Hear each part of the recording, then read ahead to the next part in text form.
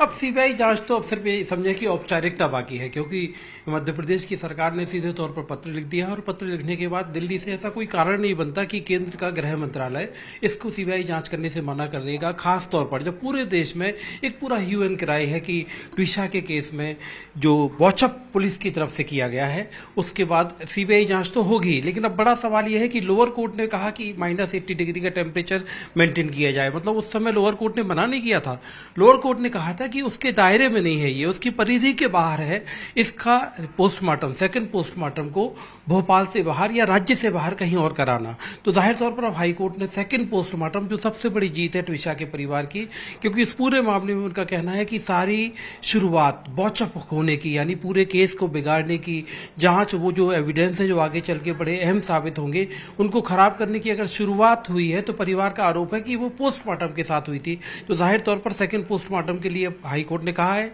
जम्मू, दिल्ली, जहां भी होता है एम्स में ही होगा। और अभी यहां पर बॉडी को बेस्ट पॉसिबल फैसिलिटी में फिलहाल भोपाल के एम्स में यहां पर रखा गया है और पूरी कोशिश इस बात की है कि मिनिमम पॉसिबल उसका, जिसे कहते हैं, डिकम्पोज हो। तो हमारे साथ उनके चाचा हैं। चाचा से हम बात करते हैं कि सर,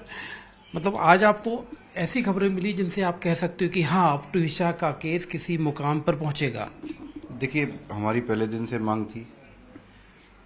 सेकंड पोस्टमार्टम की, क्योंकि जो फर्स्ट पोस्टमार्टम को देखने बाद में, या हमने अपनी बच्ची को जब देखा था उसको देखने के बाद में, वो निश्चित तौर पर प्रथम दृष्टया ही दिखाई दे रहा था कि इसको किसी ने गला दबा के जान से इसको मारा गया है। अगर सामने वाला पक्ष निर्दोष था तो उसको हमारे साथ में एप्लीकेशन सेकंड इसकी लगानी चाहिए थी, जो उन्होंने नहीं लगाई। फाइनली माननीय हाईकोर्ट ने इस आदेश को अभी जारी कर कम से कम हम समझते हैं कि थोड़ा सा एक हमें आशा की किरण दिखाई दी है कि फैक्ट्स नष्ट नहीं हुए होंगे और जो बच्ची चली गई है वो बिल्कुल अपने न्याय के लिए अपने अंदर बहुत सारे सबूत छोड़ के गई है, जो निश्चित तौर पर पता चला कि जो समर्थ हैं कि उनके वकील ने कहा कि समर्थ तो कोर्ट के सामने सरेंडर कर देगा। देखिए, ये जिनकी माताजी जज रही हों, Samar Singh legal advisor MP government के रहे हों, इनको सारे हथकंडे पता हैं क्या करना है, कैसे इनको वहाँ हाई कोर्ट जाना है या वापस डिस्ट्रिक्ट कोर्ट में आना है। ये सारे हथकंडे जानते हैं, जिसको वो अपनाने की कोशिश कर रहे हैं। मतलब आप आरोप लगा रहे हैं कि वो कानून से खेलना जानते हैं। जिसका जज है तो इसमें मेरे बोलने से नहीं होगा, ये तो पूरी दुनिया जानती है कि कानून के सबसे बड़े खिलाड़ी हैं। तो ये देखिए, फिलहाल आरोप लगाते हुए लोकेश जो हैं उनके चाचा हैं, और चाचा कह रहे हैं कि ये तमाम चीजें ये गिमिक्स हैं, जो लीगल गिमिक्स हैं, लेकिन सच्चाई ये है कि सीबीआई इंक्वायरी ये एक सच है और सेकंड पोस्टमार्टम ये दूसरा सच है जो ट्विशा को इंसाफ देगा।